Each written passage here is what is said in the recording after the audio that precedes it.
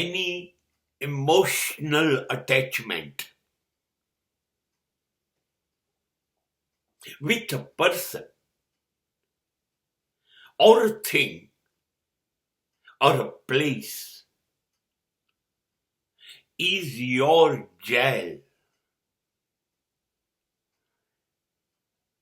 You want to hide yourself.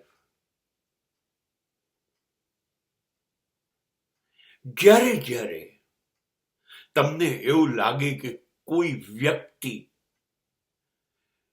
માટે તમને કંઈક ખાસ લાગણીઓ થઈ રહી છે, કે કોઈ વસ્તુ માટે કે કોઈ જગ્યા માટે તમે જોડાઈ ગયા, તમને હવે એના વગર નથી ગમતું, એની સાથે જ ગમે છે. બસ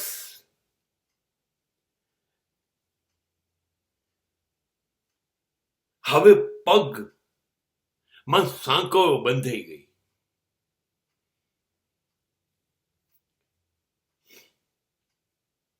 હવે વારે ઘડીએ તમને એ દિશામાં જવાનું મન થશે. એ વ્યક્તિ કે વસ્તુ તમને રોકી રાખશે. એના સિવાય તમને કઈ સૂઝશે નહીં, કઈ વિચાર નહીં આવે. વારે ઘડીએ દોડીને તમારી લાગણીઓ, તમારું મન, તમારા વિચારો એ દિશામાં જશે. બંધાઈ ગયા કે નહીં તમે?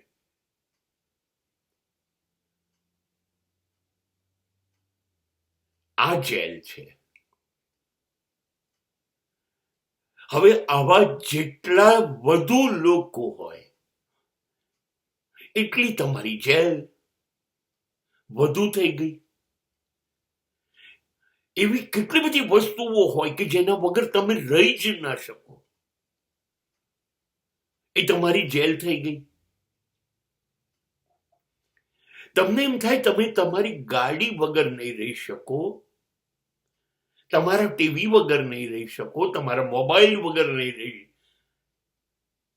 તો જેના વગર નથી રહી શકતા એના તરફ તમારે દોડીને જવું પડે છે. એ તમારી જેલ. હવે એને તમે છોડી નથી શકતા.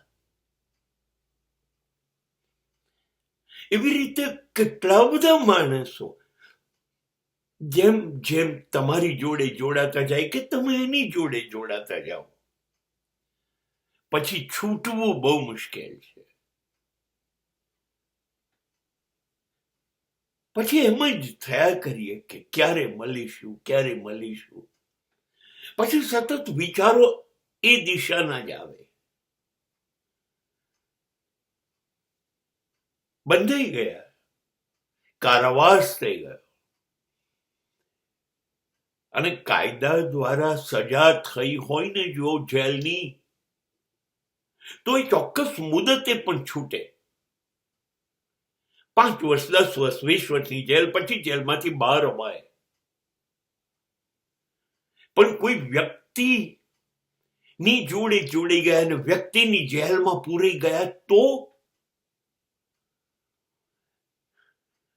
હવે મૃત્યુ સુધી નહીં નીકળી શકો.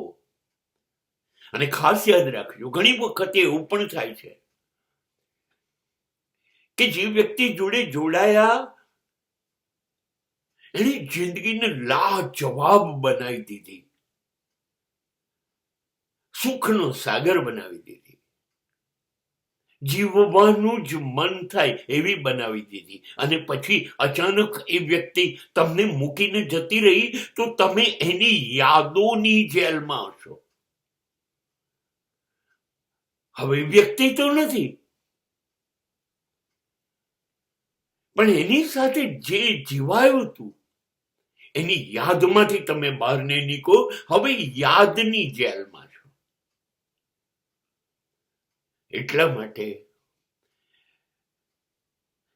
અધ્યાત્મ અને ધર્મમાં એવું કીધું છે, જ્યાં આ જોડાયા, જ્યાં પકડ્યું,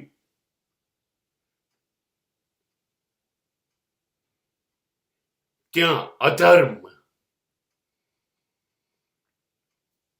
ત્યાં તમારા મોક્ષની શક્યતા ઘટી ગઈ.